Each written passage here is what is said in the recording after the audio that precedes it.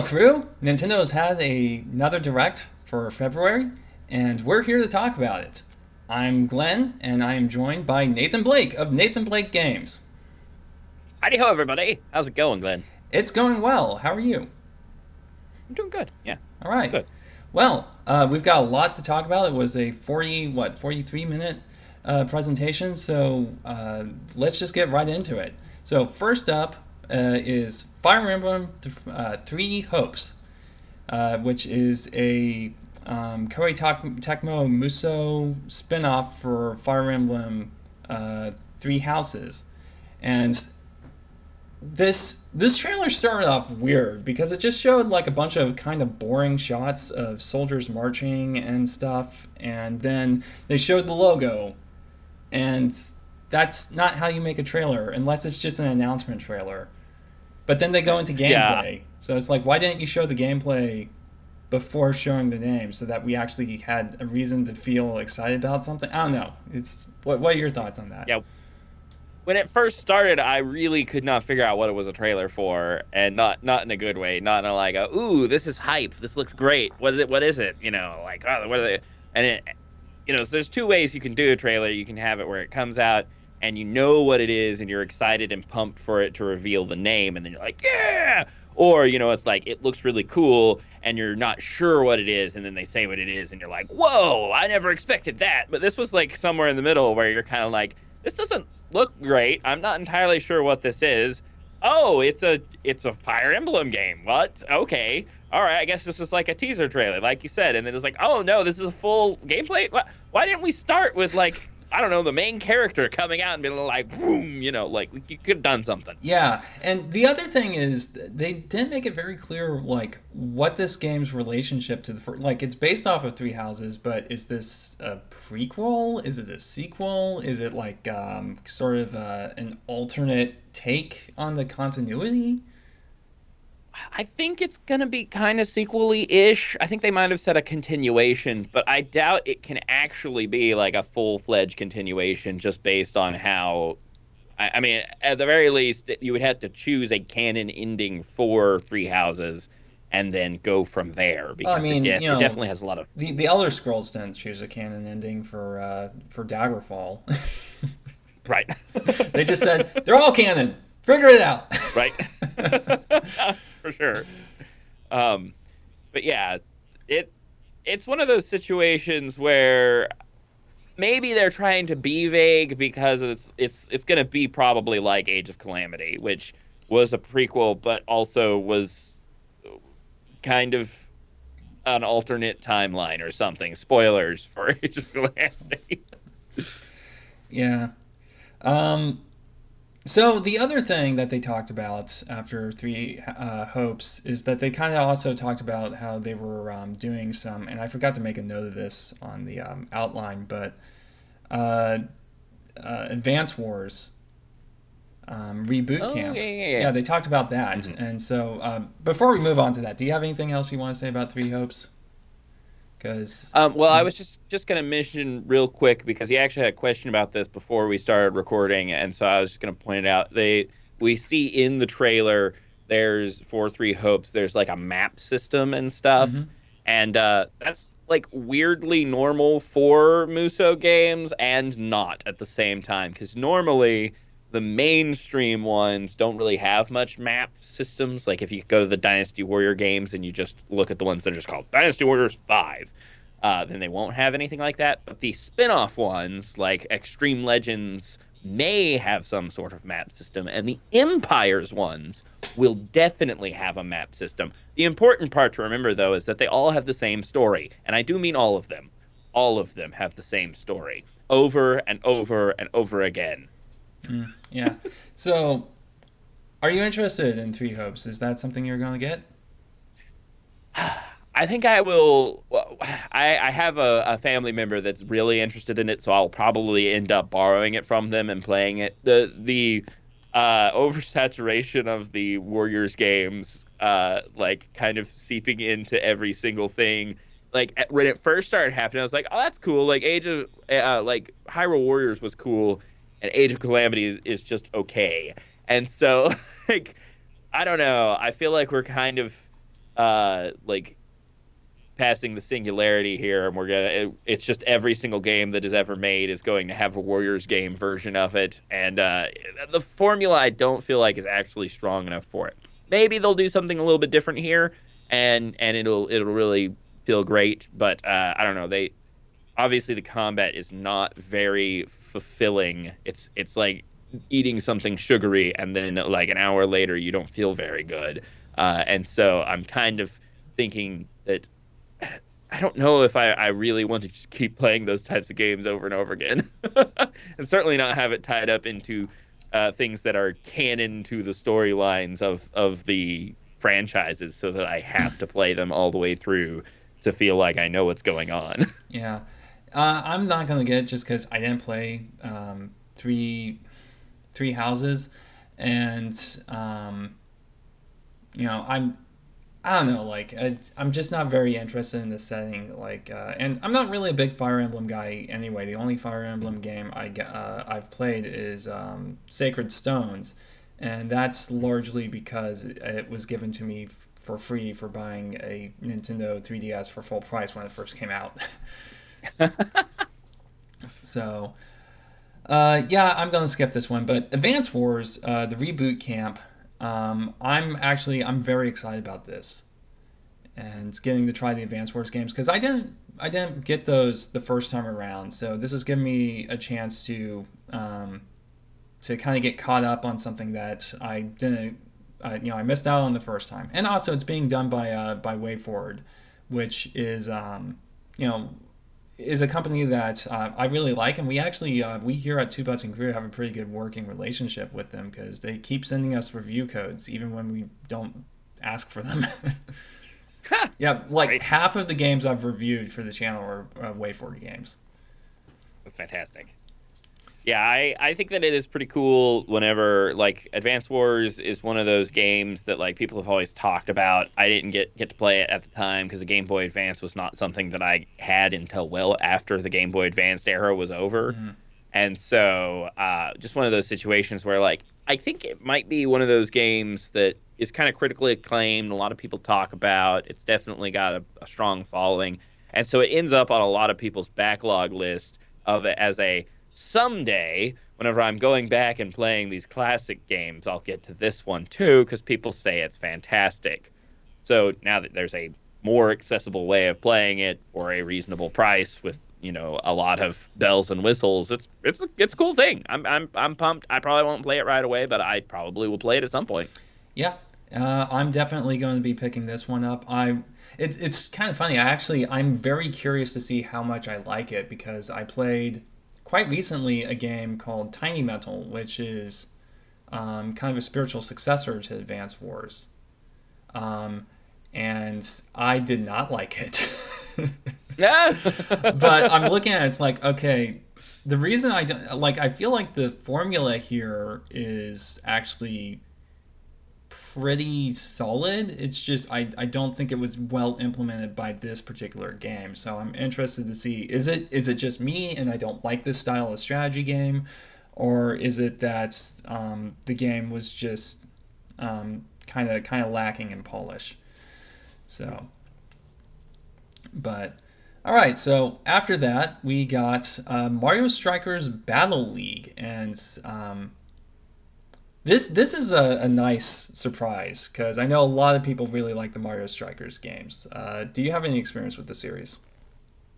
Just a tiny bit. So, like, the Mario sports games are ones that I didn't usually have a lot of experience with, but very occasionally, when you would rent one and on a weekend vacation or something like that, and just have some goofy fun with family. It was good. So, Yep. Uh, so I've only briefly played the Wii game, and I assume this is done by Next Level, right? They are still continuing the series. I think so. Okay, well, it's good to see that they're doing more, um,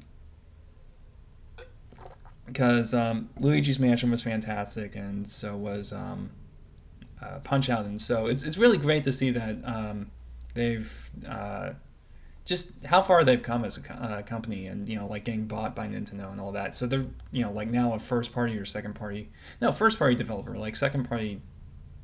I think technically you like make exclusives for a company, but you're also allowed to do your own stuff on the side.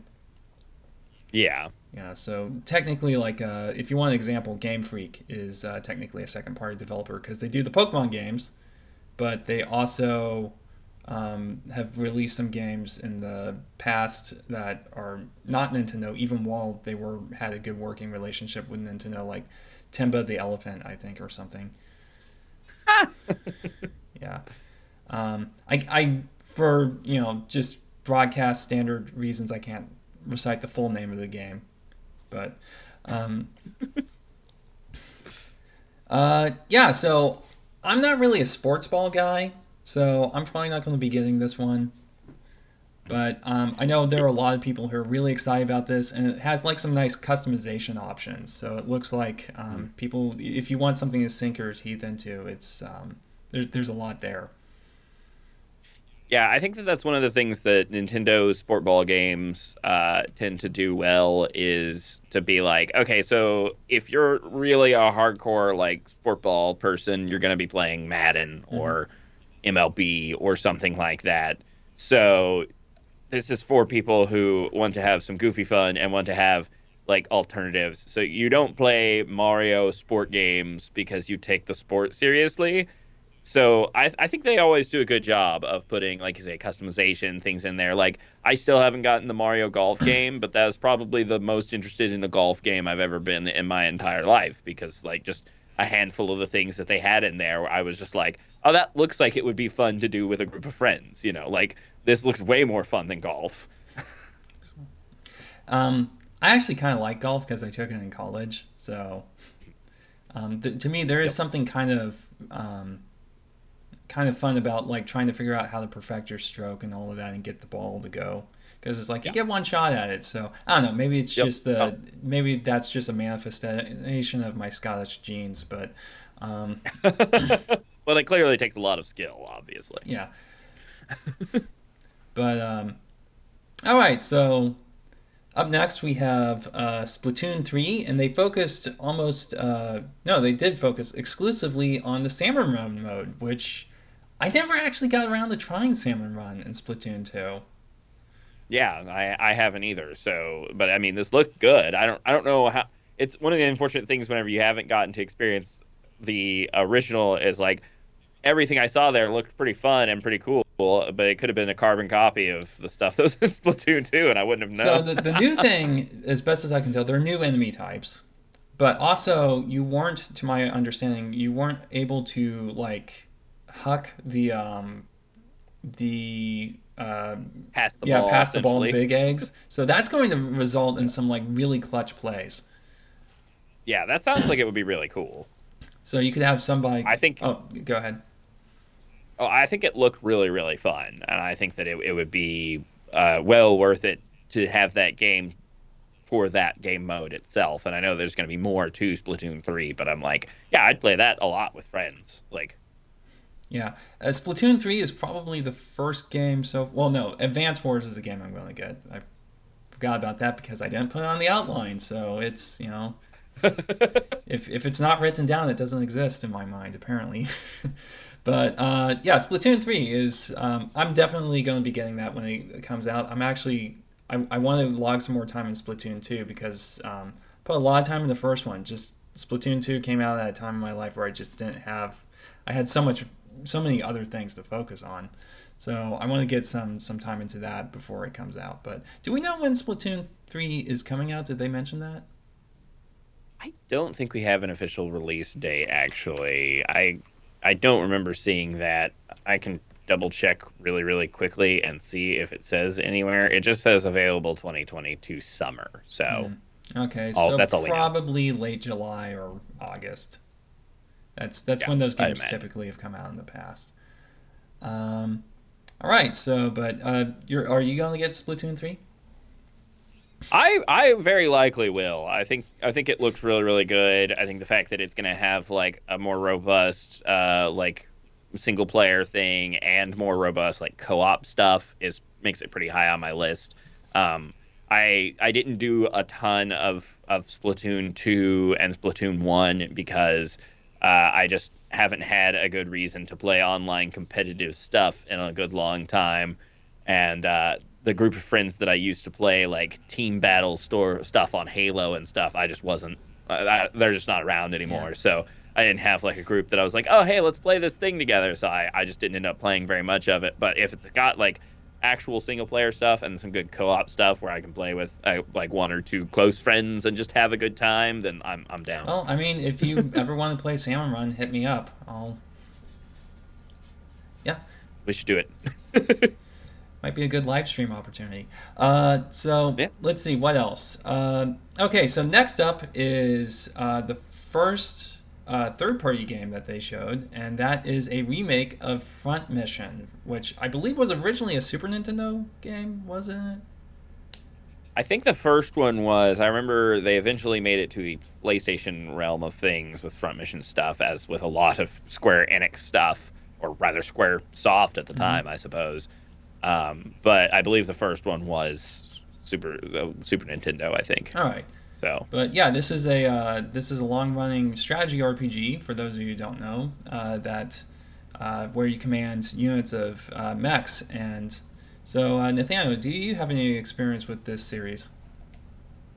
just the smallest amount. Like, I remember being pretty young at a friend's house, and his older brother was playing some Front Mission, and I don't remember if it was a PS1 game or PS2 game. I don't remember if there were any on the PS1, but anyway, pretty early on. I was in the 9 to 12 range probably, and saw some of them and thought that's pretty cool looking. Like, that looks neat, but I didn't actually have any personal first-hand experience with it. But I mean, I like tactical strategy games, and mechs are pretty cool. So it looks like my jams, honestly, and it's got some of that visual novel sort of like conversation stuff going on. So it's checking the boxes, huh? Yeah, just checking those boxes. I know that this series has had kind of a bit of a rough time here of late, to my understanding. I think that there was a game for like the PlayStation 4 or something that released like in 2019 or something that was terrible, from what I've heard. So it seems like this is one of those series that kind of has gotten off course, and this may be a Square's attempt to try to, right the ship. So I do think it looks interesting, mech strategy game. That does sound cool. Unfortunately, it's not something that I'm super familiar with, and because I don't have a ton of time on my hands, I'm probably going to have to pass this one by. But I'll have to give you a opinion on it after I play it, because it probably is one that I'll get, because it's just anime as heck. And so, it's going to end up being pretty high on my list. All right. Well, sounds good. Let me know what you think of it, and maybe I'll check it out if it turns out it's good. Oh, also, another thing is they mentioned that the second game of the series is also going to get a remake at some point.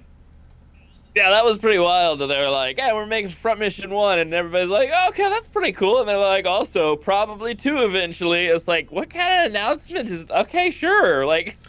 Yeah, and this is going to be kind of a running theme. Is it looks like Square Enix is like porting a lot of stuff to Switch, and they announced a lot of stuff. Yeah, we're gonna see a couple more things, and even a couple more things on top of that too, that really show that the competition between the consoles and the developers has broken down a little bit, and they're actually working together a lot more than they used to, which is actually getting pretty cool. I think that between PlayStation and Xbox and their respective studios, the competition is as strong as it ever was, maybe stronger, but they're both playing pretty nice with Nintendo these days, because I think they see Nintendo right now as a different platform that is not competing with them. Yeah, that Blue Ocean strategy is actually it's weirdly now allowing Nintendo to like kind of be seen as neutral in the console wars. Yeah. So it's wild, and we'll get to talk more about some of the weirder stuff on this list that checks that box in a second. So next is the next announcement was Disney Speedstorm. It's a free-to-play Disney racing game. So Mario Kart with Disney characters and probably not as good. That's interesting. Is I didn't see any indication of like items or anything, so it doesn't necessarily look like it has like a lot of the trappings of a kart racing game. So I don't know. I didn't see him either, but I just assume that that's got to be part of it. Like, yeah, I don't know. Maybe not. I mean, I guess maybe they're just going with cartoony racing game. Yeah. Well, I mean, it is free to play. Maybe you have to buy the items. It's Yes. like, here, this is your Boost Mushroom NFT. Yes. So next, it's a port of Star Wars: The Force Awakens, and it looked kind of ugly. So Yeah. What? There was like a Wii version and then like a 360 PlayStation 3 version of that game, right? Right. So here's the really strange part. I thought about bolding this one just to talk about this, but we can take a second to talk. The Wii version was a completely different game from the Xbox and PlayStation 1. And I'm not just talking about the motion controls. They actually had a different storyline. The weirdest thing that almost ever happened to me whenever I was talking to friends about video games was Star Wars: The Force Awakens. I played the first one on the Wii because I wanted the lightsaber stuff, right? I wanted a lightsaber game. And it was pretty good. It's not a pretty looking game, I admit. It's ugly. But I had a lot of fun. And then I talked to my best friend at the time, Christopher, and he would also play it, and he had the 360 version. And as we were talking, there were story beats that both of us experienced that the other one did not. There are completely different like parts to the story. Like there's this whole thing apparently in the Xbox One where your robot's constantly trying to kill you, and that didn't happen at all in the Wii version. I'm very confused.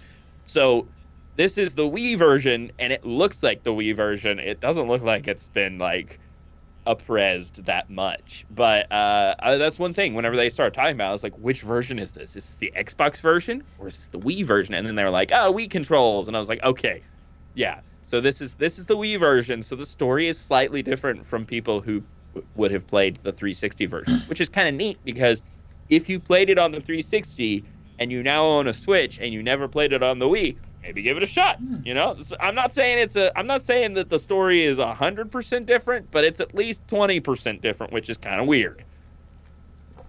Yeah, that is interesting. So, are you gonna get it? I don't know. It's we'll see. If it's on sale at some point, I probably will pick it up. I'm a huge sucker for Star Wars games. I own Knights of the Old Republic on pretty much everything it's ever been sold on, so who knows.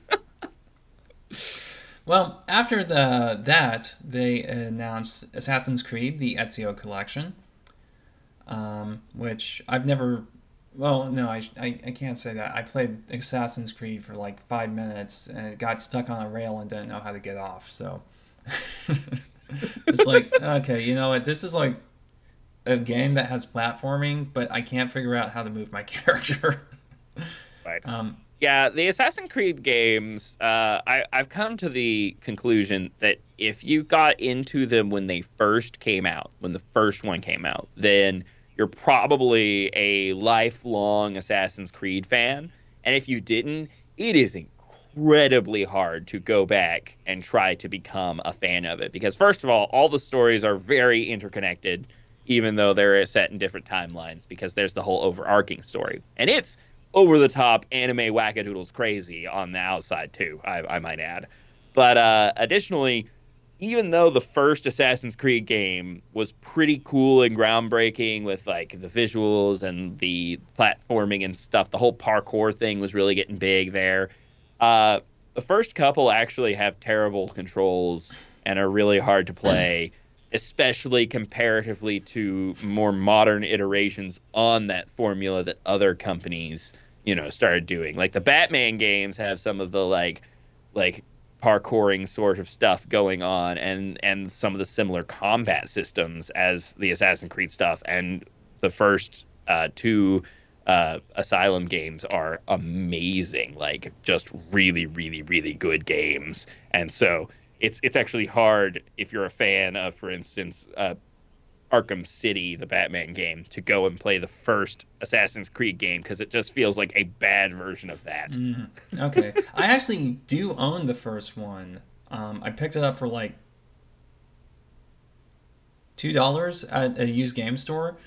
Yeah, It's just like, oh, hey, two not a bad bucks. buy for This is $2. something that has like cultural significance, because that's kind of a part of my gaming experience is that I try to engage with the classics, so to speak. I feel a little snobby saying that, Yeah. but um, No. Yeah, it's as far as collecting and playing games, if you're gonna like go back and play some older ones, it might as well be ones that like had a moment in history, right? right.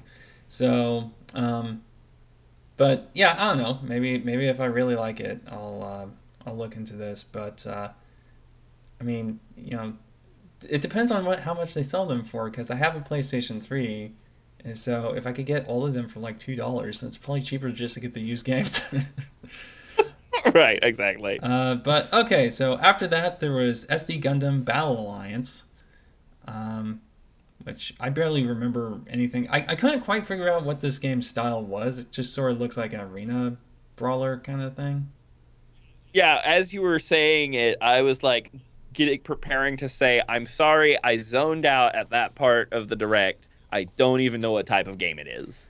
Like, I don't know what it could be. It could be a platformer visual novel dating sim for all I know. I Like all of those things at once. yes. uh, but yeah, Uh, not a whole lot to say about that one. But next up is uh, Chrono Cross, the PlayStation sequel to Chrono Trigger. Now, I've never played Chrono Cross. I have played Chrono Trigger once, and I really need to go back and do another playthrough of it.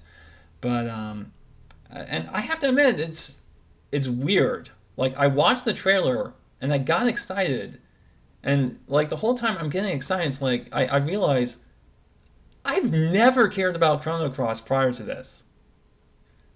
I had a very similar experience because I played a fair chunk of Chrono Trigger whenever I was younger. Really had a decent time with it. I never actually finished it, but I really enjoy Chrono Trigger. It's a good game, and I know, more or less how it goes and everything.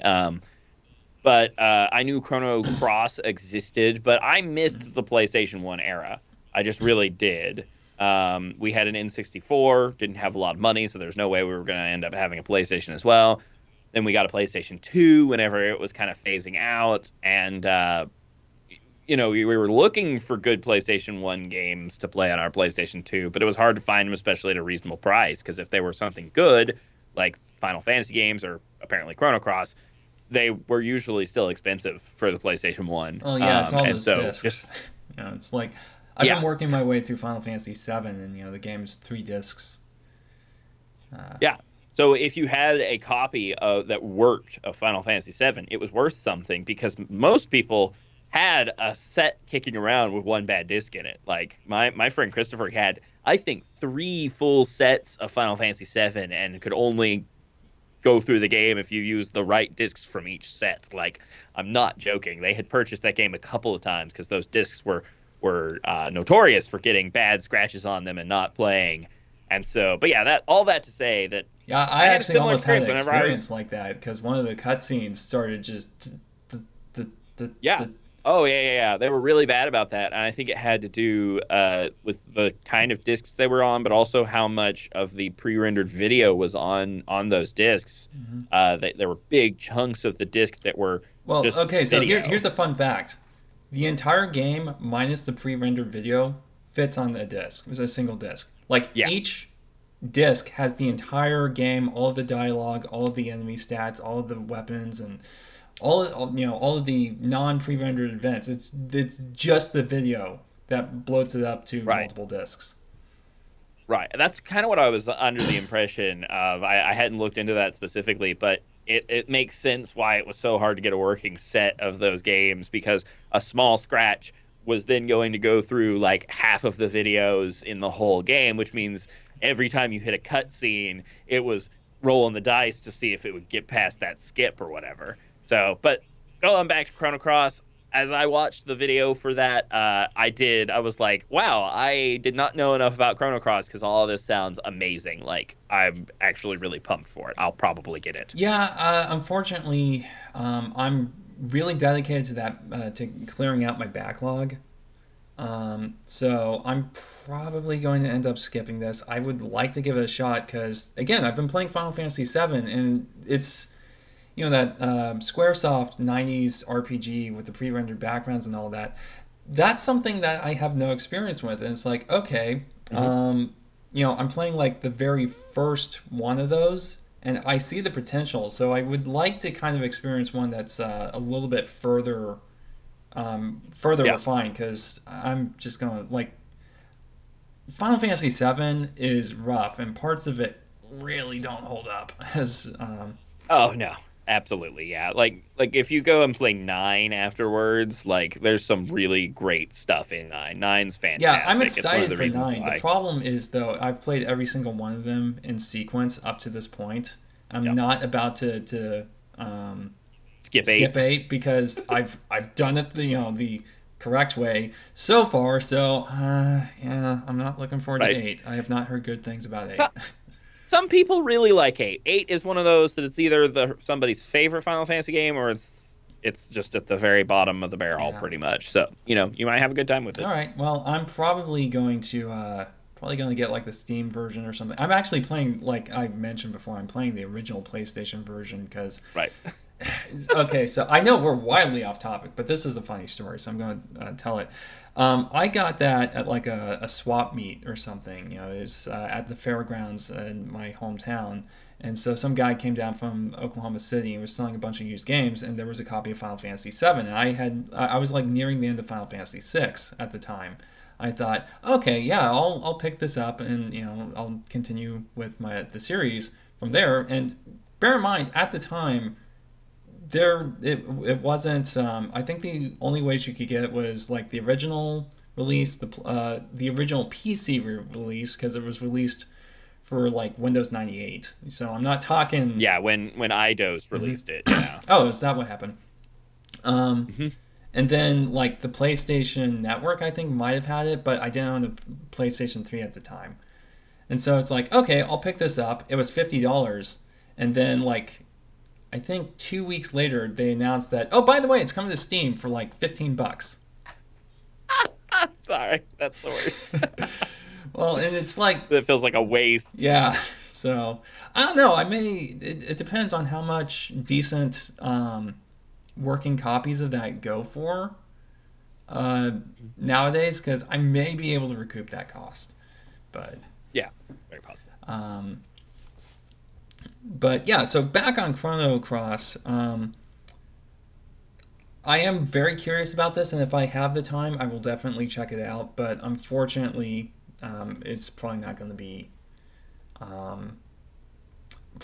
able to do it. One of the things I did notice from the trailer that I liked is that the enemies appear on the overworld. From the looks of it, which I know Chrono Trigger did that too, so I shouldn't be surprised, but I kind of am. So. Yeah, those late '90s 3D RPGs were bad about random encounters being just like boo, yeah.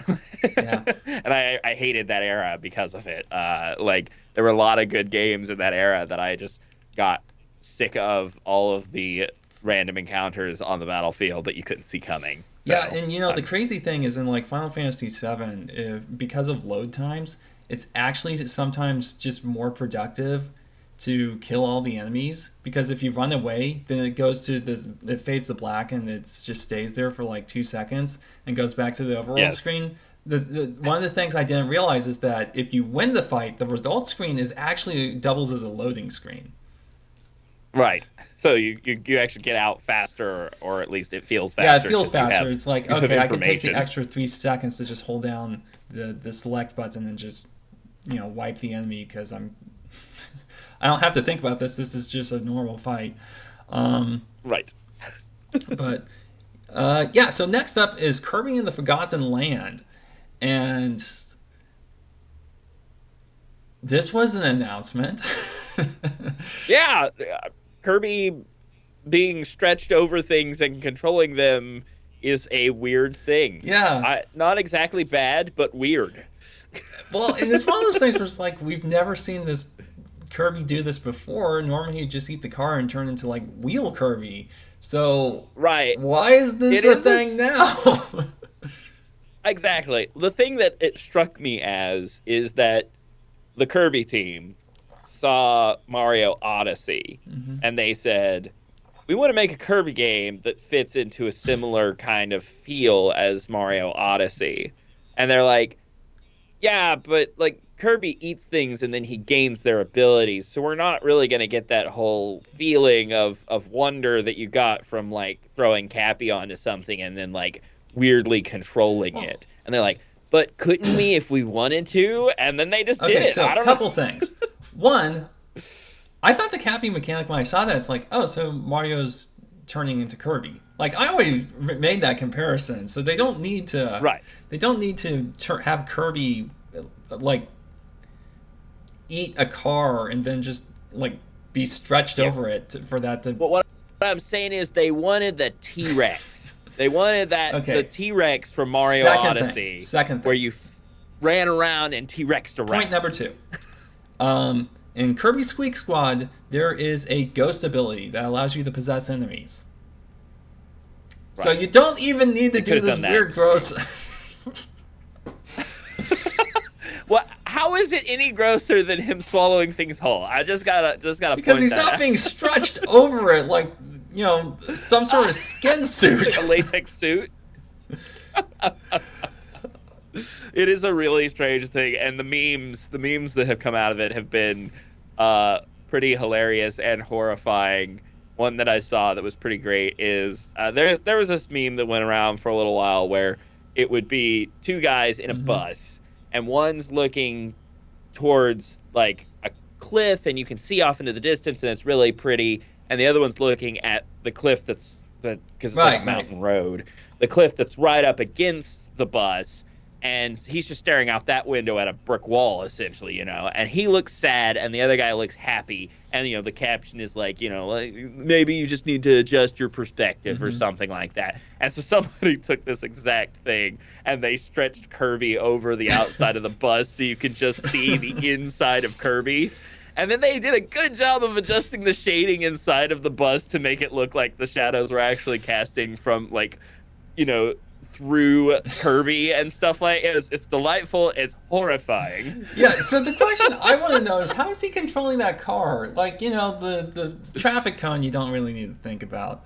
But, like, how is he controlling the car? I just imagine, like, his tongue reaching through the window and, like, steering the wheel or something. Doesn't explain how he's working the gas. So we have to consider the possibility that Kirby is actually, like, we didn't think about it until now, but he's actually some sort of, like, horrifying parasite. And when he wraps around something, he actually has, like things that, like, leech into it and, like, gain control over it and force his will upon it. And normally this happens just entirely as he swallows it. He does that, and he, like, saps the life and the abilities from it. But now he's just doing it to living things. He's turning into a horrible monster that was willing to torture something that's alive, or in this case, you know, a car. Yeah.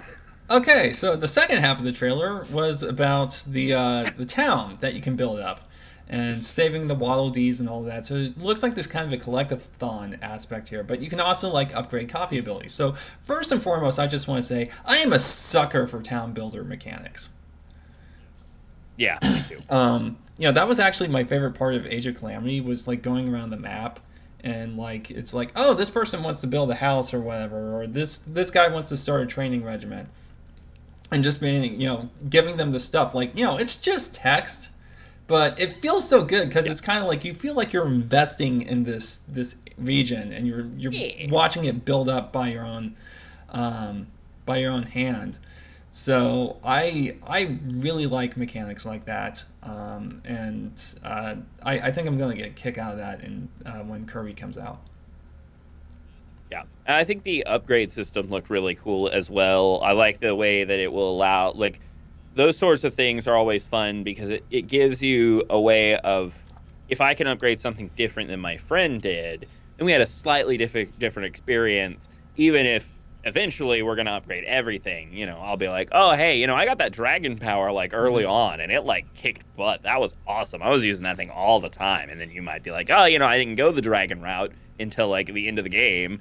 I went, I did this instead, and it's like, oh, that's cool. How did that work in this level? Like it allows for like conversation and replayability and stuff that you don't find in a lot of like classic platforming 3D games, because like there's just if you're talking about Mario Odyssey, for instance, the only thing you're going to be able to say is, yeah, I went and got this thing before I went and got that thing, and I was wearing a sombrero while I Yeah, did it. I'm a big fan of like upgrade mechanics and stuff like that as well.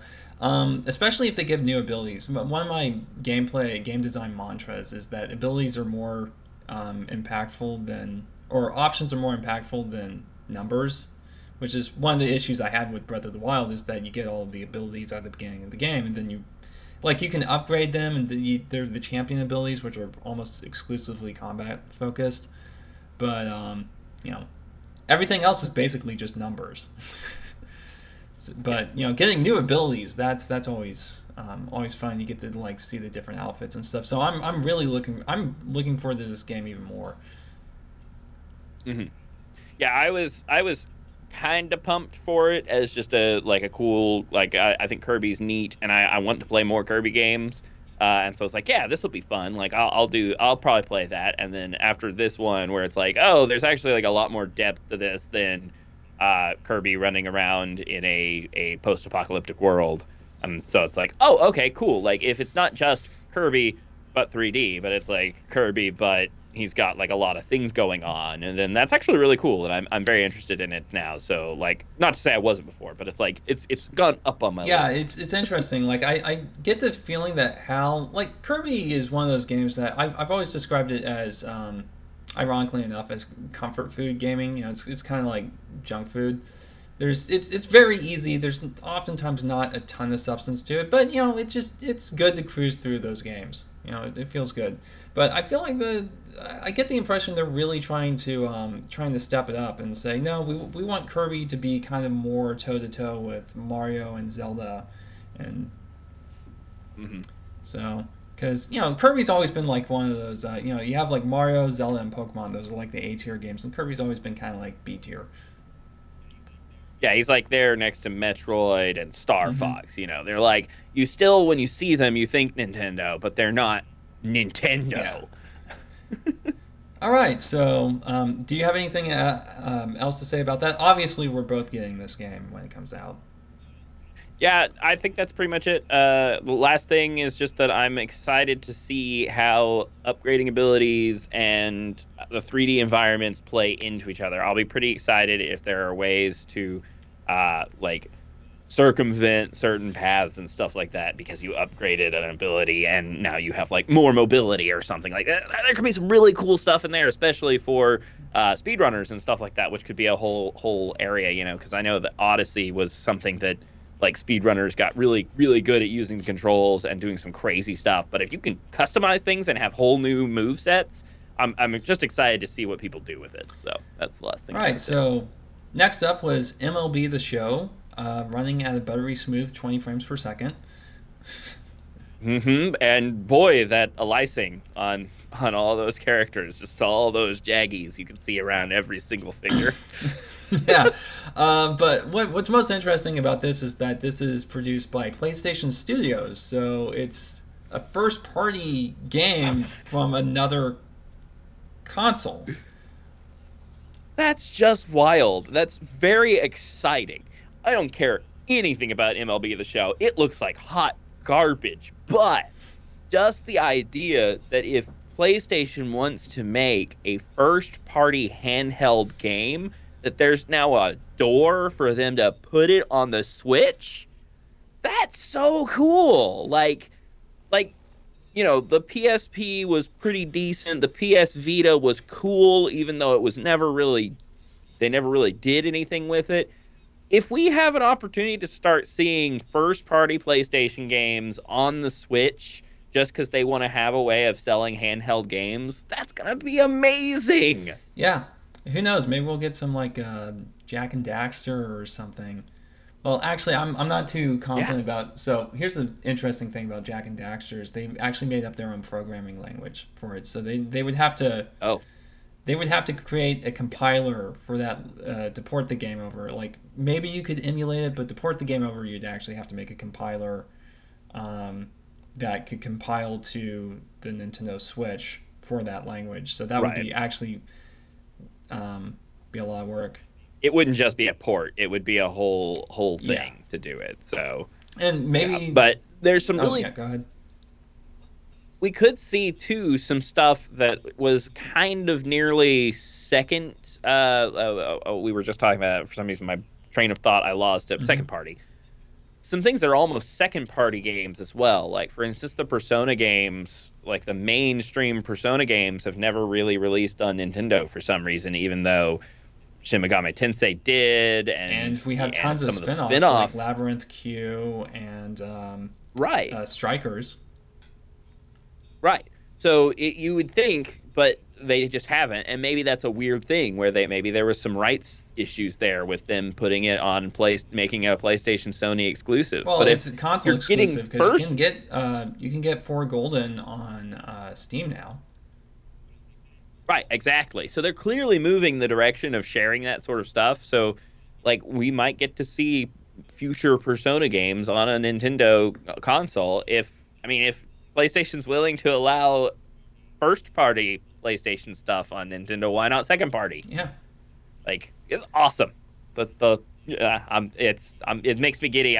I don't even know what to say. I'm excited. Yep. So next up, another Square Enix game, Kingdom Hearts, and I think it's 1, 2, and 3 are all coming to Nintendo Switch in cloud versions.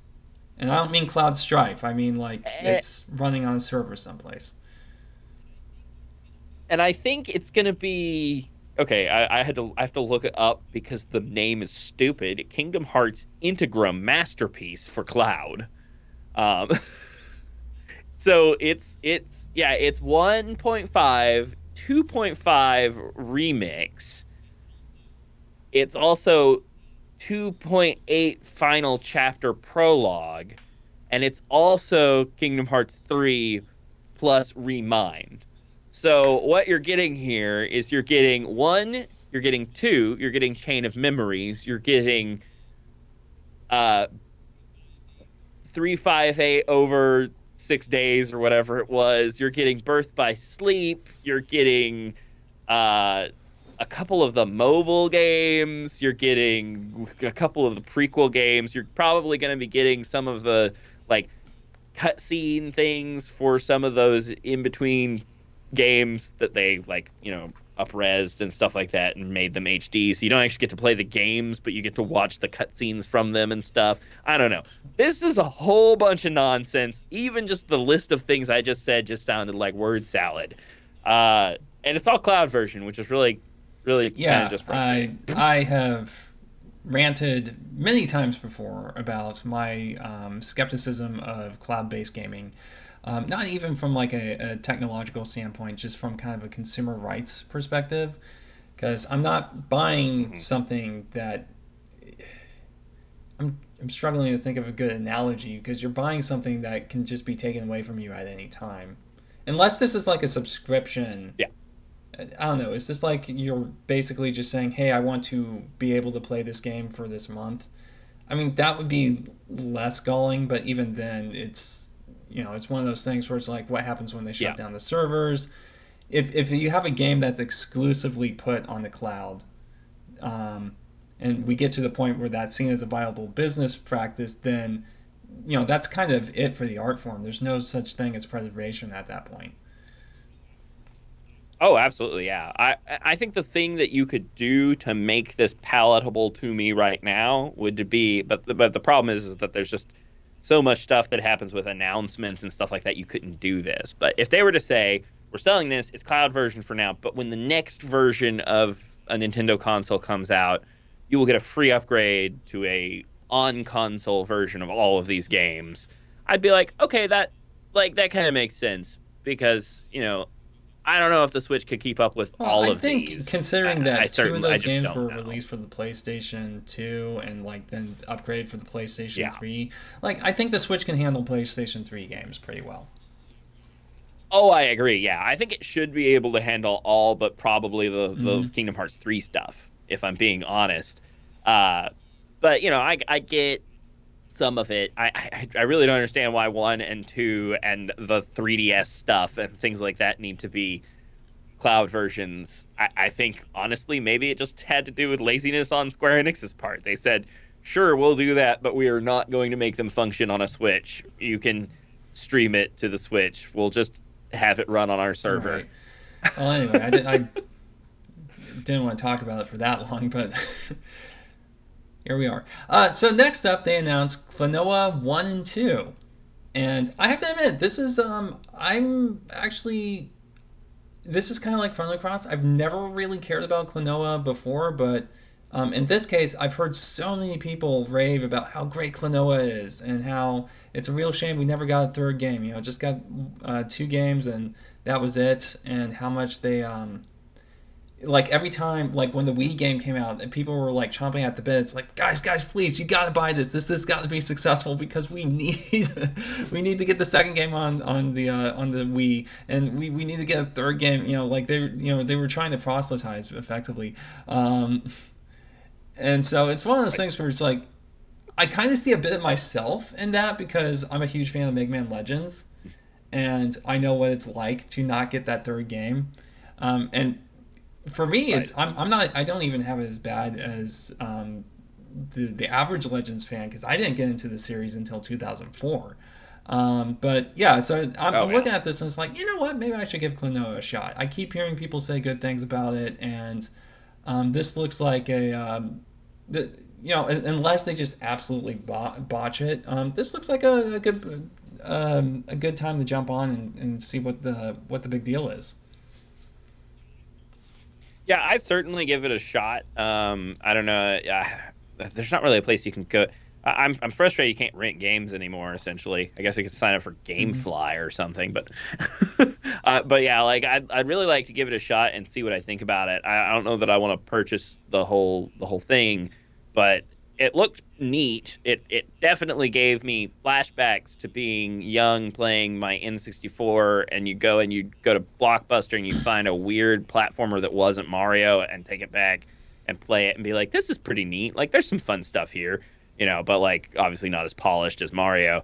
But this looked pretty good. Look polished and nice and fun. And I know a lot of people have talked about Klonoa throughout the years. I just never really like. I've seen him as a video game mascot, but I have never actually seen any of the gameplay from any of the games until the Direct. So it's something that looks neat and that I might have to give a shot. And like you said, like it has a huge cult following, so surely we'll see quite a few people playing it, and maybe it'll do successful and we'll get more games in the future. And I'm all for more cool series of games coming out. Like that's great. Yep. So next up was Portal, the Companion Cube Collection, or the Companion Collection. I think it was the subtitle. And Yeah. yeah, I'm glad to see Portal coming to the Switch. I'm glad to know that Valve's programmers are doing something. Yeah, like I don't know that I need another way to play Portal. I haven't played Portal 2, so maybe I pick that up and play Portal 2 with Emily or something Yeah, like that. that I would don't make a know. good video series. I loved Yeah. I love Portal 1. One of honestly very very high up on my list of like probably in my top 30 for sure. So I'm just happy to see it getting around, still being somewhat relevant. Maybe we'll get a third game in any Valve series someday. Yeah, speaking of not Probably getting not, but threes, like it's interesting. We actually had an episode of the podcast that called "3 is the unlikeliest number." And it's all about how it seems like so many series you can get 2 games and then it just stops. Yep. Valve is so bad about it that they'll go into making subtitles and stuff just so that they can get out of making a Yeah. third game. They'll be like Half-Life 2, Half-Life 2 Episode 1, Half-Life 2 Episode 2. Haha, you thought we were going to make a third game of that? No. Yeah, and then they do Half-Life Alex. So Yes, they finally make another one it's after all this time, and it's a spin-off Interquel, subtitle whatever you again. call that. But yeah, so next up is another, I believe, Square. Square was just like very prominent throughout this whole thing. A remake of, they called it Live Alive. I always thought it was Live Alive. Like, you're living the life of multiple characters throughout this. But it looks like it's running on the Octopath Traveler engine, because it has that sort of 3D, 2D look to it. But so this is actually very significant, because this is a game that never made it out of Japan, and has been kind of infamous for that, because it's when you hear about games that don't make it out of Japan, there are a few that people really gravitate to, like Mother 3, and I'm blanking on any other examples, but this is one of the ones that people were talked about a lot. It's like, man, I really wish this one made it out of Japan. So it's really cool to see that they're not only remaking it, but also bringing it to Europe and North America, and I guess Australia and probably other regions of Asia. I don't know what their distribution plans are, but Certainly, yeah. And not to mention too that when you look at the SNES era of JRPGs and action RPGs both, there was so much interesting stuff that people were doing. Some of it was garbage, hot garbage that was literally unplayable, but they were trying so many cool things. And through iteration and stuff, they did eventually find some really good stuff that has persisted to today, that we have just kept around. But there were still some really cool things in that era that you could see. Oh, I could see if you iterated on this and you figured out a slightly better way to do that, or you have better technology, maybe we could have done something really awesome with it. You see that with Soul Blazer and ActRaiser and those sorts of ones that were these really weird games that no one really talks about, but had some really neat mechanics, even though they were kind of the worst. Yeah, ActRaiser actually recently got a remake, didn't it? Right. Yeah, exactly. So I'm really excited about this new era of going back and saying, hey guys, remember when we were making weird, cool RPGs in the 90s? Let's bring those to now. Because looking at this one, I didn't know hardly anything about it. I've heard about it because, like you said, it's one of those that people talk about. But this whole concept of having all these different characters, and you're playing in different timelines and stuff, or different time periods and stuff, and how are their stories going to combine and stuff. Really interesting stuff that you don't see in modern games anymore.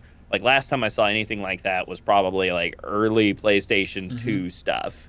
And so it's just exciting because the only people who are pushing the envelope on JRPGs right now are Atlas with Persona games trying to make things new and different, and sometimes Square Enix, but not even always Square Enix.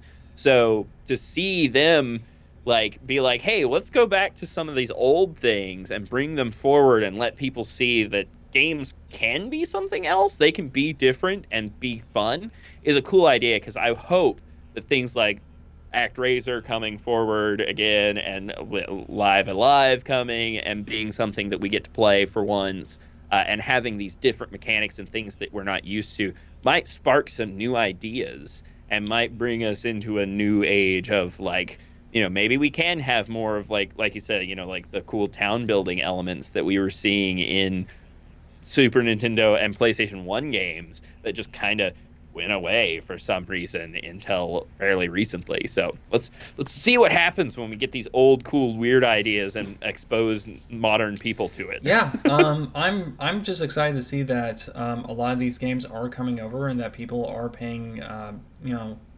These companies aren't just turning a deaf ear to fan requests for having this stuff localized. So And there's just so much stuff on the Nintendo Switch that's like legacy content or remade content. So the Nintendo Switch really is good for retro gaming.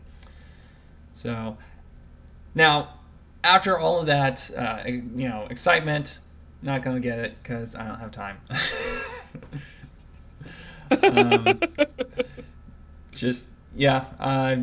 I'm busy. I've got a bunch of other stuff going on in my life, but yeah. You? Yeah, I probably will if it's got time travel and or timeline stuff in it. It goes way up on my list. I don't know why. I've always been this huge time travel nerd. Like anything that's got time travel in it is interesting to me, whether it's because I think the concept is really cool and well done, or because it was the worst job I've ever seen anyone do on time travel or on timelines or whatever. I'm gonna find it interesting. I don't know what all Live Alive does, but I can tell that it has 5 separate characters in 5 separate time periods, and I don't know if they're gonna like interact at some point, or if their stories are going to affect each other, or if we're just like kind of following a history of something. But yeah, I think there are actually like 6 or 7 characters. I don't know, maybe. But anyway, yeah. Oh, if you like time travel, I have to ask: have you ever seen the movie Primer? Yeah, Primer was really neat. That's one where you have to do a lot of internet research when it's over to fully understand what the heck even happened. Yeah. You're like, wait, what? What? I'm very confused. What just happened? Okay. Huh? He's got an earbud in. What's happening? Okay. Anyway, so sorry for the digression there, but so next up is Nintendo Switch Sports, which is a sequel to Wii Sports and kind of illustrates why it's not always a great idea to name your game after the system it's on, because then you put yourself in this difficult position when you want to make another game in the series. It can't be Wii Sports 2. It has to be Well, it's Switch not even Sports. Switch Sports. It's Nintendo Switch Sports. Which at this point, I think maybe they should just call it Nintendo Sports. But okay, and this one... Yeah, they could have called it Nintendo Sports Switch, and then the next one could have been called Nintendo Sports 3, and we all would have just gotten on board. Yeah. And I have to admit, having looked at this, so I think they announced 6 games that are going to be available at launch, and then like 2 others are going to be coming out post-launch. And I'm... Oh, go ahead. Yeah, I may be excited to bowl with my family again. That was fun. Like, that'll bring me back to like some good Wii memories. Although I will say, I think I saw Battle Royale bowling in there. I'm nearly positive I saw a room of 100 bowlers bowling against each other. I don't know what the logistics of that would be, but there was a 4-frame shot there for a second where it showed like an entire gigantic bowling alley full of people bowling at the same time. And it could just be that they're just, creating the virtual bowling experience for you. But I swear I was my first thought was Battle Royale bowling. Yeah, let's go. Wow. Okay. Sure. Why not? It's not gonna. I don't expect the Wi-Fi or service, the internet, the net code to be able to support that, but who knows? Maybe. So yeah, there's only 6 games, which is one more than the original Wii Sports, which was in North America, outside of Japan. In Japan, you had to buy on some, but outside of Japan was a free packing game. So it's it was what you got when you got the system. It was just essentially a demo to show you what the console was capable of doing. I don't think Nintendo thought it would be as popular as it was. Lots of people loved it and we played it all the time, but I don't think they ever intended it to be like a flagship game. Yeah, well, and also I'm not super excited about the game list. They do have the sword fighting, or what did they call it, Chambara or something? Chambara? They call it something weird. Yeah. So it's one of those things where I saw it, and then I saw the list of sports, and it's like, wait, did I just imagine sword fighting? And then I found out later that apparently sword fighting has another name. Um, but so it has sword fighting. It doesn't have the boxing, which I really liked from the original. Even if it was Yeah, boxing yeah, was one of even the if it best was a ones. little wonky. I take it over badminton. Yeah, I take it over Yeah, badminton any day. you have tennis and badminton, so um, you have two racket-based games, and then you have And then volleyball and badminton are yeah, and actually then very volleyball similar. and badminton. Um, then you have soccer, which looks kind of like Rocket League, but on foot. So yeah, and I'm just not super excited for the game selection. And also, a bit of a hot take. What the heck are they doing with the characters? Because I those don't know. look like the characters from the covers of those like Wii Ski or whatever. You know, those like Wii Sports knockoffs.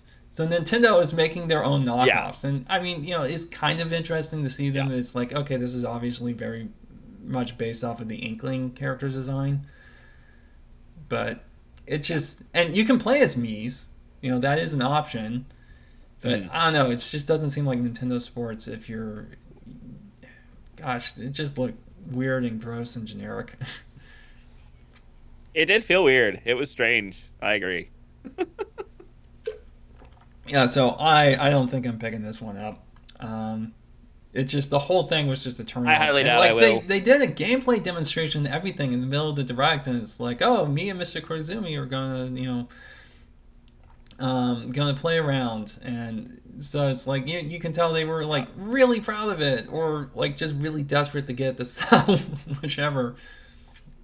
Yeah, it's one of those situations where if they had sold this early on in the life of the Switch, I think it would have done better. Because when we all first got our Switches, you brought it over to your family's house and you'd be like, "Oh man, look at this! And look, it can dock and it can play handheld and Mhm. stuff." You were excited, and then people would be like, "Oh, cool! Yeah, what all can it do?" And you're like, "Well, I have this 1-2 Switch game, and it's kind of neat-ish. We can goof around on some of that." But like, if this had been with it, you would have been like, hey, remember the stuff on the Wii? Like, we can do a bunch of that stuff, but it's better now. And I can just like show up at your house and sit it down and we can play. Like, it's like, it would have done better. Right now, at this point in the life of the Switch, I'm not bringing it excitedly to my family's house and being like, hey guys, let's all play a Switch game together. Like that ship sailed years ago. Yeah, I'm not excited about this, and you know, it definitely if they were going to do this game, that definitely should have come out in the first year.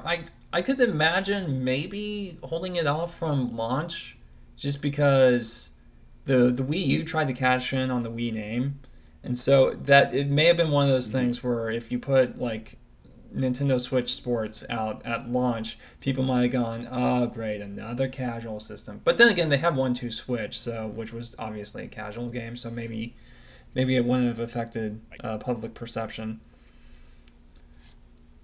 Yeah. But yeah, I'm not interested. It looks like a watered down version, and again, the characters just don't look to be up to Nintendo's level of quality, or at least given the context. I guess if you like compare it to Splatoon and Arms, it's like no, it does. The designs are kind of in the same style as those. It's just given the context because other games were using characters with that style. It really kind Right. of like Nintendo is sort of making their brand indistinguishable from the knockoff from their brand, which is already kind of a problem because people are like, "Oh, the Wii was terrible. It had so much shovelware on it." And it's like, well, you don't judge a game by its shovelware. The PlayStation 2 had shovelware on it. That was Right. actually a huge part of the PlayStation Oh, 2's so much marketing shovelware. strategy. It's like, okay, if you have a huge wall full of PlayStation 2 games and like the other systems only have like one section, one shelf, which one are you going to get? So, but Right. I'm ranting at this point.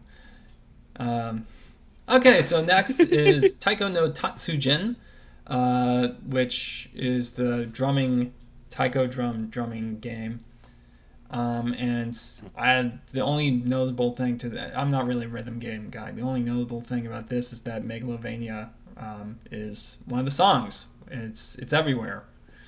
You know, it's like Yeah. being Yeah. on the internet now, but in real life.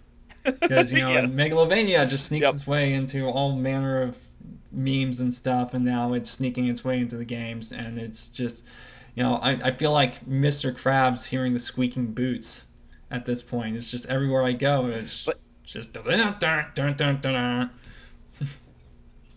but here's the thing. Here's why you should be excited about this. Toby Fox showed that through hard work, a indie developer can actually become popular enough and successful enough by doing a good enough job that he will be officially recognized by major game companies around the world. That's exciting. Oh yeah, and That's let me really make cool something that clear. we I am in currently no live way in a trying to time. disrespect Toby Fox or even his musical abilities. Oh, Like, yeah. let's face it, Megalovania Right. is popular because it's a catchy song. Like It's catchy. the you know, it's just kind of like, you, even if it's a good song, and even if I, back when Undertale first came out, I would like listen to it on YouTube, of my own volition. There's just a point where it becomes kind Yeah. of invasive. You know, it's like having a beautiful flower, and then the Sorry. beautiful flower becomes an invasive species and starts crowding out everything Right. else. Not that I'm Yeah. saying that there's like a limited Yeah, absolutely. amount of, I agree. you know, space for music, but Right. Yeah. No, I agree on that. And yeah, I like Toby Fox's music, and I don't listen to it near as much as I used to. I used to listen to it periodically, and I just don't anymore. And so yeah, it was like, oh, it's got, oh, interesting, okay. But then like the thing that did make me pumped was like, you know what? It's really cool that this guy is doing so well because he just made a great game, and he's just a mhm. guy, and he's not Microsoft, and he's not Sony, and he's not Nintendo. He's a guy, and he made a game, and people love it, and now it's all Yeah. over the place, and that's cool, even if it does Yeah, get and irritating from I'm time very to happy time. for his success, as a hopeful indie developer myself. That's very inspiring to Right. me. So, you know, don't think in any way that I'm like taking pot shots at Mr. Fox here. Right. But um, Oh yeah. next they showed Triangle Strategy. Just sort of a reminder that's coming out, and like there's going to be a demo, and you can go through the first 3 chapters, I think. Which, unless the chapters are really short, Yeah, I that think they sounds added a like a whole. pretty good deal, and you can keep your progress. That's great. That was really cool. It's part of the reason I actually haven't played the demo yet is because Triangle Strategy is on my list. I want to play it, and when they first announced it, I was like, that sounds really cool, and I grabbed the demo immediately, and then as I was like starting to boot it up, I was like, I don't really want to play the first chunk of this game, and then long to play more of it for like 6 months, and then lose my data and start over. That's how I don't play games. Anytime I like have to start a game over because I don't remember what was going on and then start from the beginning, I lose interest, because my attention span is too short. And so if I don't like hyper fixate on something and then just go start to finish and finish it off in one go, I won't. And so I was like, okay, well, I'll wait. I'll play the game when it comes out. But now it's got 3 chapters, and it's actually going to carry over. It's like, that seems doable. Like, I will probably be finishing that up around the time the game comes out, and then Hmm. just keep playing, and it will be cool, and I'm Yeah. excited for Again, unfortunately, I know I sound like a broken record at this point. I just realized broken record. That's like old person thing. We keep saying that, but do kids like? I guess kids know what a record is because there's that diehard segment of the population that insists that they sound better. But Yeah, mhm. the vinyl crowd, where even modern music is still released on vinyl. Additionally, we say things like rewind, and that doesn't mean anything to Yeah, I anyone anymore either. guess so. Though I Roll your window down. yeah. You know, I'm actually kind of upset that modern cars don't have like a manual uh, lever to roll the window. Like, you know, I like power windows because it's convenient, but I would like to have an emergency backup just in case. Yeah, doing Because, both you would know, be I've had nice some for sure. cars where it'll like go up like 85% of the way, and then you have to like kind of grab it and try to Yep. lift it up. Yes. But yeah. So Triangle Strategy, new Cuphead DLC. I've never played Cuphead. It just doesn't look like, it looks like one of those games that would just frustrate me.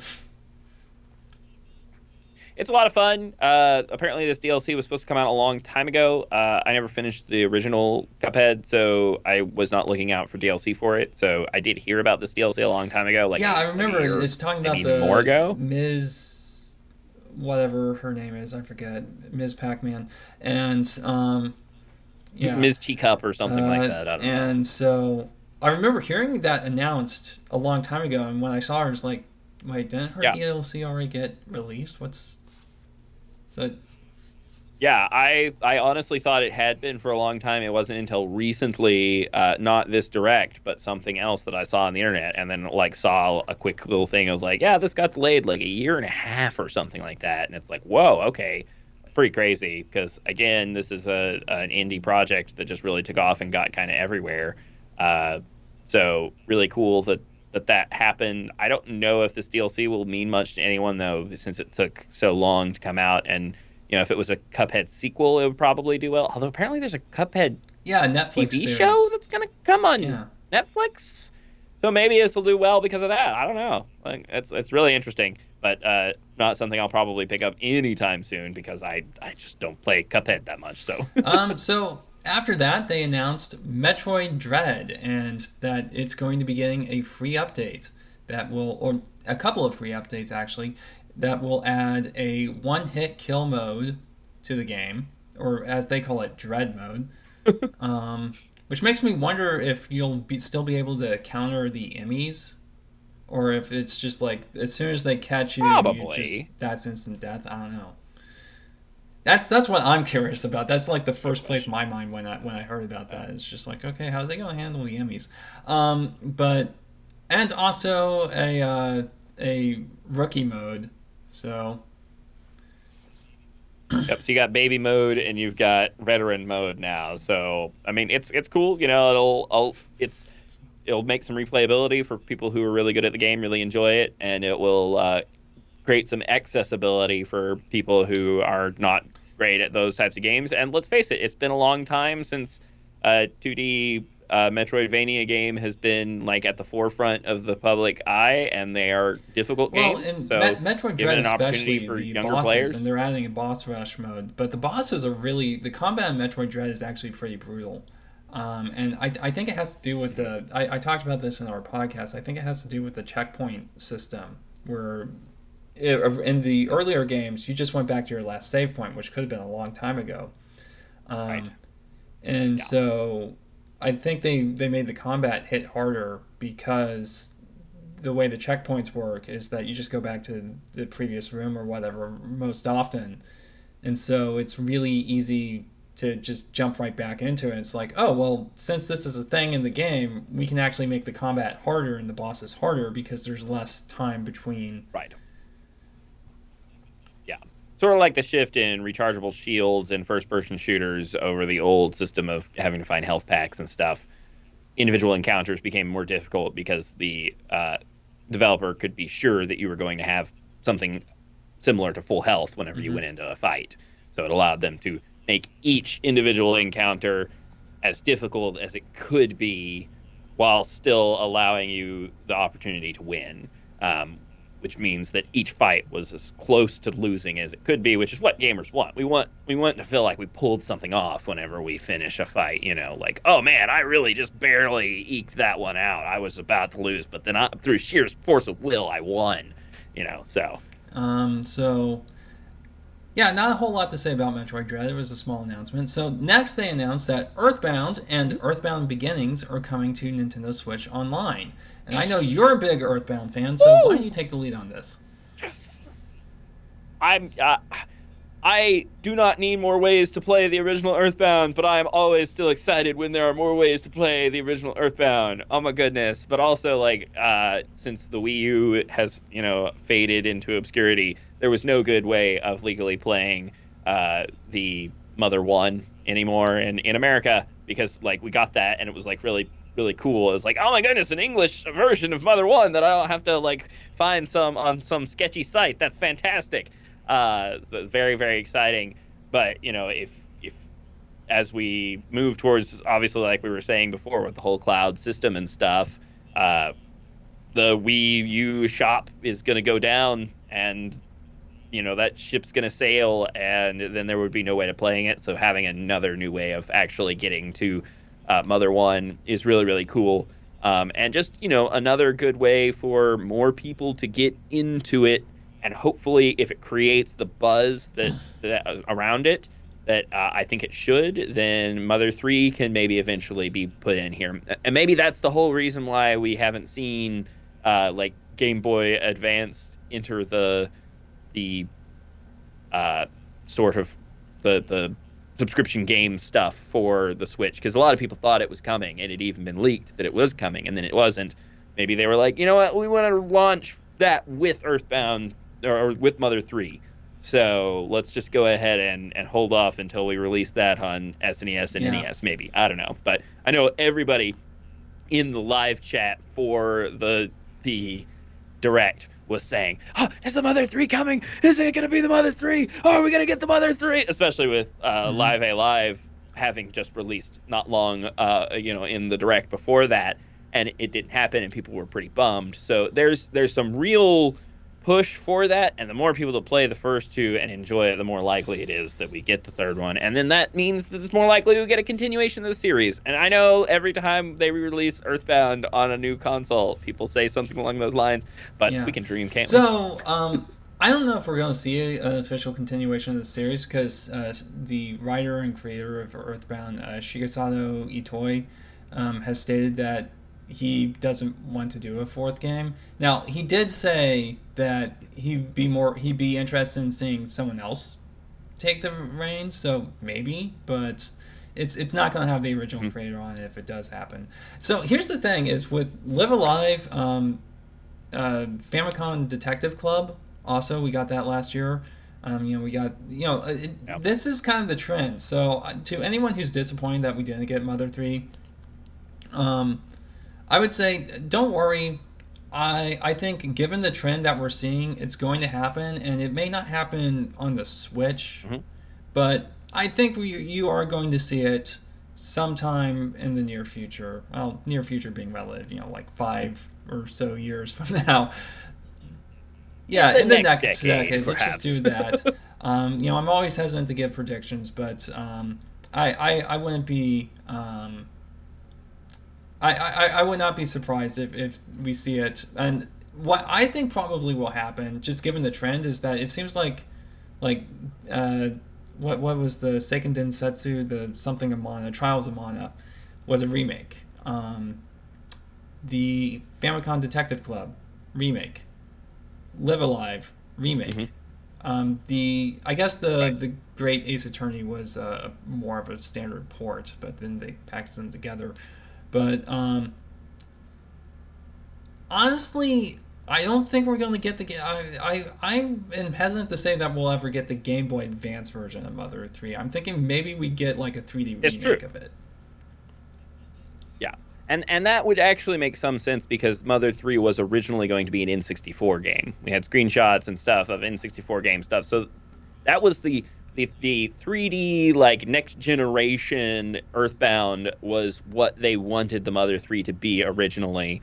That fell through, and then years later they came out with a Game Boy Advance game to fill that void. So I wouldn't actually be very surprised if part of the reason we still haven't seen it is because they're wanting to make a 3D remake, essentially. And that would be pretty awesome, because you can still get a hold of a Game Boy Advance fan-translated copy of Mother 3 and play that if you want to, and then maybe there would be a new version that we could play too. And that probably would actually be a lot awesome. Easier to produce, all things considered, because to do a translation of Mother 3, an official translation, unless you did the fan-made one, which I don't think Nintendo would do that, to do it, you would have to basically do a ROM hack of this game, and that sounds like more trouble than it's worth. Well, with like modern game, I don't know exactly how Game Boy Advance games are laid out and constructed, but with modern games, it's that's a lot easier because if you have the project files, you're just swapping out files. Yeah. So next up was a sizzle reel, and the first game I forgot to fully write out on the Zombie something 4, Wars right? 4 or something. I forgot to write it out, so I'm going to have to check my paper notes. So it was Zombie Army 4 Dead War, which looks like you fight zombie sharks and zombie Nazis. So I think it's supposed to be goofy nonsense, and I'm sure it's fun. I know nothing about it, and I'm pretty sure that Zombie Army or War or whatever 3 was pretty well received. I've never heard for of also it being before. Fun, goofy it's nonsense, like so. it's weird when you see a trailer for something. It's like 4, and it's like there are 3 others. Right. So Zombie Army 4, yeah, that. Then we had from Konami, of all people. I did not know that Konami was still making games either. Yeah, are we sure this isn't just like a pachinko machine simulator or At this something point, like that? that's more than I expect from Konami because it required them to program pachinko physics for a console. But Getsu Fumaden Undying Moon, which I didn't really know what I was looking at because it looked like all of the visual effects and the fighting and stuff, like looked kind of like there was splashing or something. I don't remember exactly. I couldn't tell what was going on. No, I think it's I think it's like a 2D combat platformer sort of thing. I don't know. Yeah. After that, Sega in the sizzle reel showed Sega's making a Demon Slayer game. And Demon Slayer is, I know it's super popular. I don't know anything about it other than that. Yeah, it's a very well made anime. It's a shonen, so it's just follows the same general formula as a lot of popular anime where the hero, slowly becomes stronger and keeps fighting more powerful enemies. But it's all based in like Japanese folklore, demons and stuff like that. Everything's very much it's supernatural, about samurais slaying and stuff. demons. Okay. Demons, yes, exactly. But they're samurais, so okay. That's kind of cool. So it's about it's about a fun time. Japanese slaying demons. Japanese demon slaying. Okay. Exactly. So. Yes. Yes. Although there are actually a lot more like vampires, but I think that's actually like par for the course for some versions of Japanese demons. Japanese demons and Western demons are kind of different in conceptualization, and I think it's half the reason we call them demons is just sort of as a linguistic convenience. But yeah. Shorthand. Next, they showed Lego Brawls. Lego Brawls. Not like Lego Brawls, plural.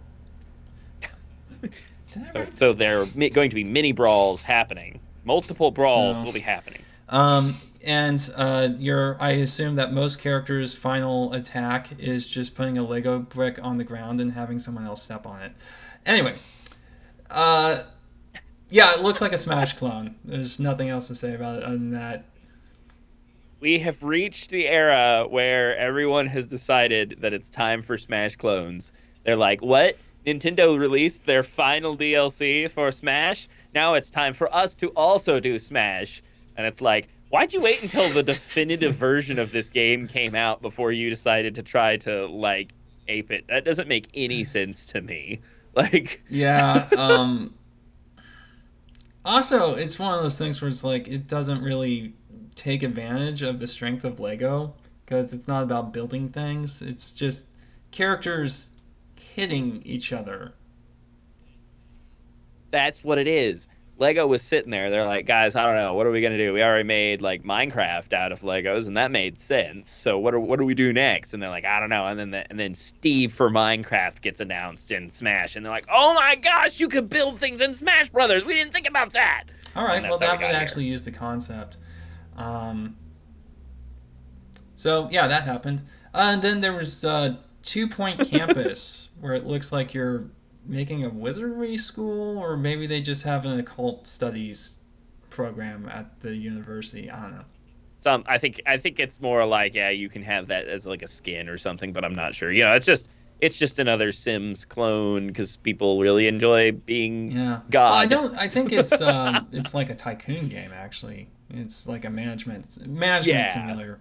Okay, so after that, Mario Kart 8 DLC announcement. So prior to the direct, in like 1 or 2 weeks leading up to it, there was a rumor of Mario Kart 9 being announced sometime soon, and instead they announced DLC for a re-release of a game, a definitive edition of a game that's been out for like Right. 3 or 4 years now.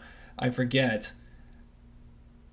And they choose to do it while playing the Coconut Mall theme. They knew exactly what they were doing. Like, I feel like that the whole thing was just like, oh, you thought you were getting Mario Kart 9? No. They were kind of trolling Yeah, people it's just a like, little bit. I can't imagine that they chose that music for any other reason, because for those of you who don't know, Coconut Mall is used in a lot of YouTube videos to kind of convey a sort of frivolous sense of ridiculousness, I guess. Yeah, I do think though that it's actually a smart idea. I think that people are frustrated because they thought they were going to get 9 and because like you said, this is a definitive edition from a previous generation. But here's the thing. 48 Oh yeah, courses and is it's a lot. actually it's a pretty good price. It's like only $25. Yeah. You're getting like a whole game's Right. worth And of if you have the content for expansion pass, 25 it's free. bucks. Exactly. I think that even though people would not have said they were frustrated, they actually would have been more frustrated if they said, we're releasing Mario Kart 9. It's got 30 courses. It's $60. By the way, we're going to try to resell it to you in 3 years when the new Switch comes out. Like, which would you prefer? 48 new courses in a game that everyone pretty much says is the definitive edition of Mario Kart anyway, or a new one that you're going to replace in a couple of years when a new console comes out so you can have slightly better graphics in a Mario Kart game. Yeah, and it's one of those things where people were expecting them to do DLC for this game for a really long time, and they waited years for it. So it's just kind of weird in that sense. Like, we can't really make sense of what Nintendo's DLC policy is, because typically you release the DLC within like 1 or 2 years. Yeah, because normally a lot of times where early DLC in a product's lifespan comes from is whenever they have finished the project, they still have developers who are still working at the studio because they have to be there until the game actually is officially released and in case it needs any like patches or anything. And so the guys are just there at the studio doing nothing. So a lot of times they just keep working on making extended content for the game they're working on, which is why you usually see DLC coming out early on in a project. As a professional game developer, I can corroborate that there is downtime between projects, and it's just sort of like, okay, we got to find something for you to do. Now, at my job, we don't really do major, like, our games are released for free because they're educational and they're kind of supplemented by the school system. We have a government grant for them, but what we often do is it's like, okay, make dev tools so that for the next game we don't have to make all this stuff from scratch. We already have a standardized system to but if you're working at a really big studio, you need to like, case in point, the last game I worked on, we're still fixing some of the bugs and optimizing it, but we only need one guy working on it. So it's like, okay, the other guys, that you gotta go find other projects now. So maybe this is a pre-production thing. Maybe, whenever you get into pre-production on a new game and you have like tons of people, but you really only need a handful of people to take care of pre-production, maybe they got the other guys in a studio to work on DLC for this was they set up to like start developing Mario Kart 9. Maybe that's what was going on here. Maybe they just said, you 20 guys mess around with this, the 5 of us are going to be setting up for Mario Kart 9. Yeah, so I don't know. Who knows? Like, this could just be a kind of a logistics thing. But yeah. It's just really weird because you don't normally see it years after the fact, especially as we already pointed out, this was a Wii U game. Yeah, it's like the original release. That's like 8 years old now, right? Yes, imagine if an 8-year-old game got DLC dropped out of nowhere. Oh gosh, I just It's realized I like, was in hey college guys, give us when Mario Kart 8 came out. Like, I don't mean grad school, I mean yes. undergraduate level. Oh yeah, Wii U Mario Kart was a long time ago, and I like applaud them for like not wasting time making another new Mario Kart game instead of just re-releasing 8 because a lot of people didn't play 8 because no one had a Wii I still U. haven't played And so 8. getting this game in yeah, I've only played a little bit here or there. I own it. I've played it with family members here and there and stuff. But I mean, it's not like I 100% Mario Kart games on the regular or anything anyway. But like, it's a good game. It is a definitive Mario Kart game.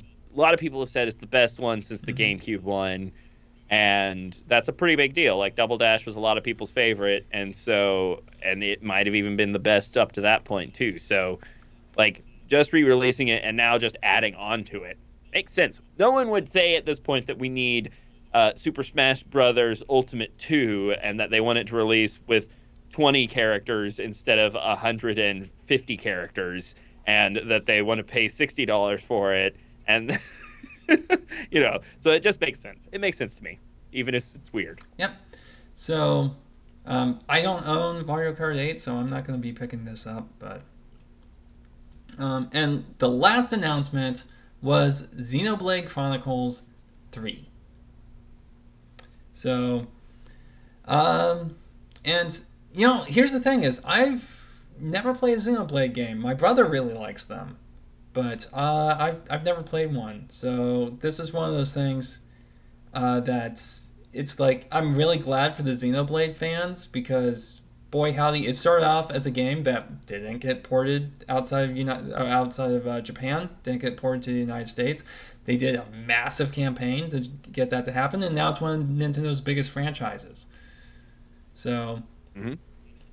And it's great for the Switch. That's a cool thing. If you're just a Nintendo fan in general, even if you're not going to get Xenoblade, uh, this is still really good for us because um, it's going to continue to help the Switch, and it's going to continue to help Nintendo, and it's going to continue to increase the idea that maybe if they bring more games, like I do not think I'm overstating it that the success of Xenoblade probably has something to do with the fact that we got games like mm-hmm. Live Alive.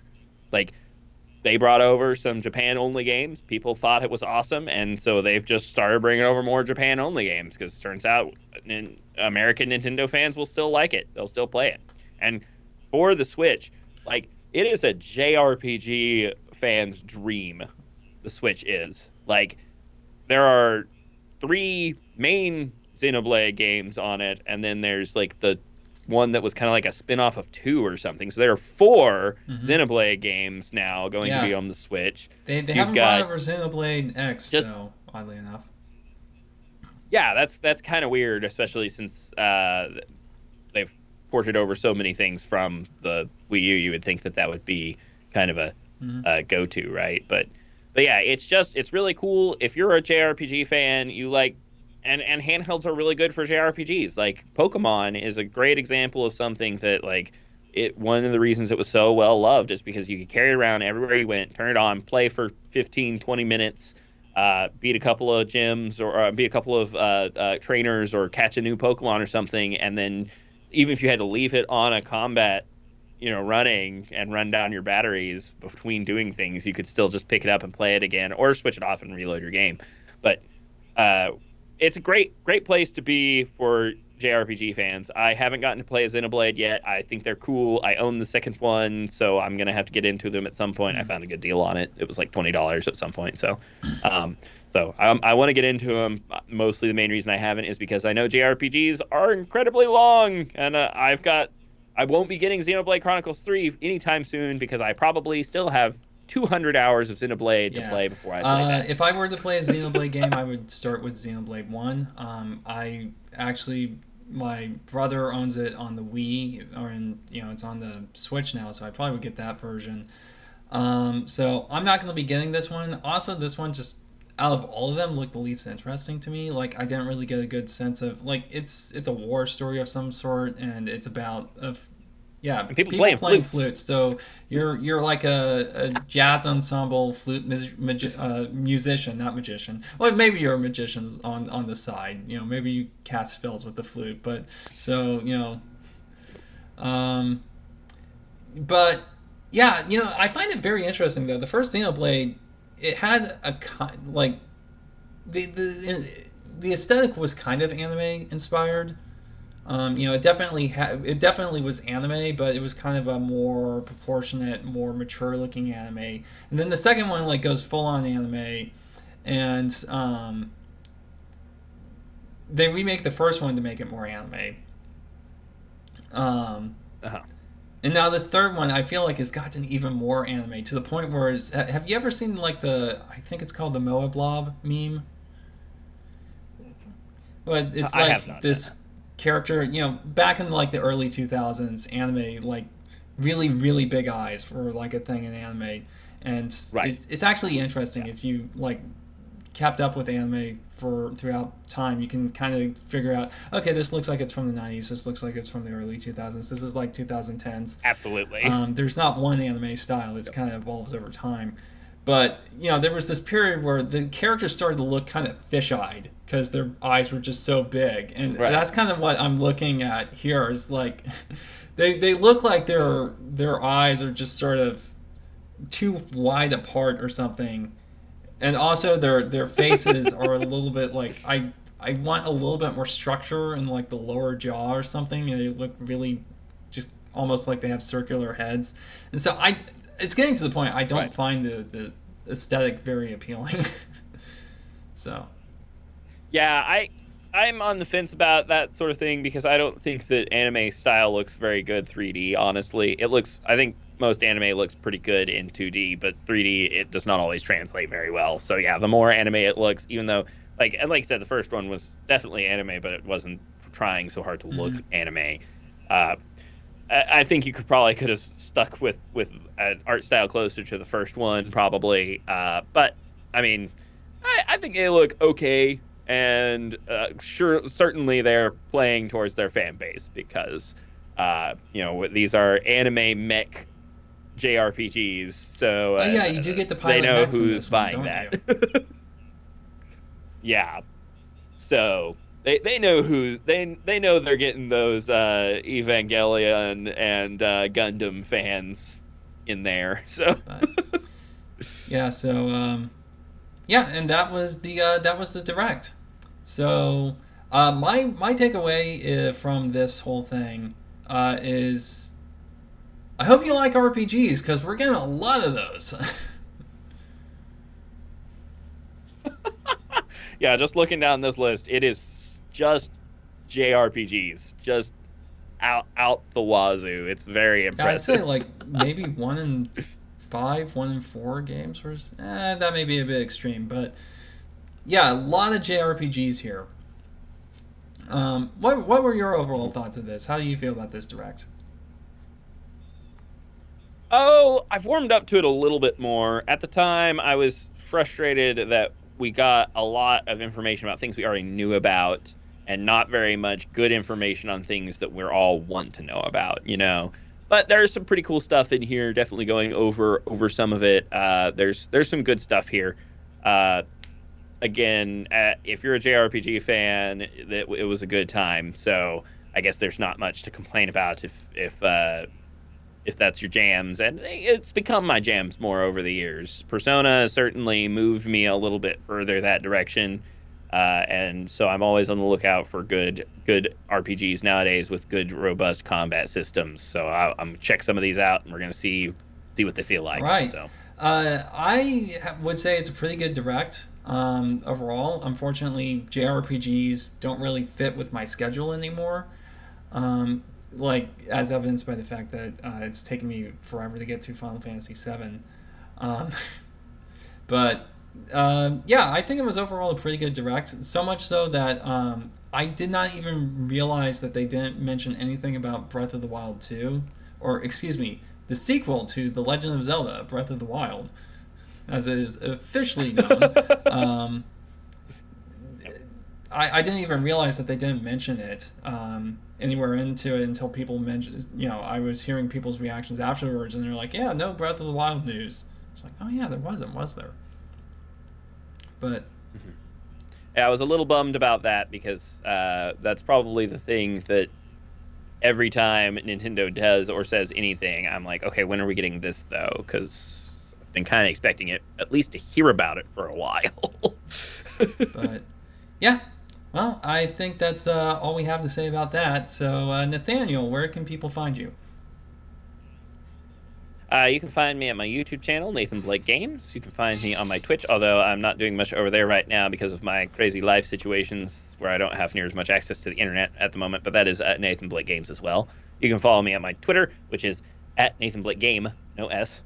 I'm always just talking about random video game stuff or about my life and stuff over there. And then lastly, I've more recently started doing some goofy one-line comedy stuff over on TikTok at Hey Nathan Blake. So if you are less of a video game fan and more of a comedy fan, I have no idea why you're here after an hour and 50 minutes. But anyway, you can follow me over there too. So thank you so much. Yeah. Thanks for having me. And of course, if you want more Nintendo discussions and podcasts and so forth from us, you can subscribe to Two Button Crew here on YouTube. We have our Twitter page. I think we have a Facebook. It's been so long since I've logged into Facebook. So check us out there as well. And also, I released. Let me try to get into frame. I released an adventure module for a fan-made Legend of Zelda RPG system. You can download that for free at twobuttoncrew.com. It's 48 pages of content and even includes illustrations by yours truly. So if you want to have a Legend of Zelda tabletop adventure, I highly recommend the system that this is for, and I highly recommend this module. I've gotten a lot of great feedback on it. Yep. It's a good time. And if you want kind of a preview of how it plays, we have a podcast series on that. That is available here on YouTube, or if you want the audio-only version, you can go to our website and hunt that down. Just look up Legend of Zelda RPG, and this search function should filter that out for you. Anyway, thank you for watching. Thank you for listening to this very long discussion, if you've made it all the way to the end. And even if you haven't made it all the way to the end, I know you're not hearing this, but thank you for watching, part of the discussion. And we'll see you in the next one. Bye. Bye now.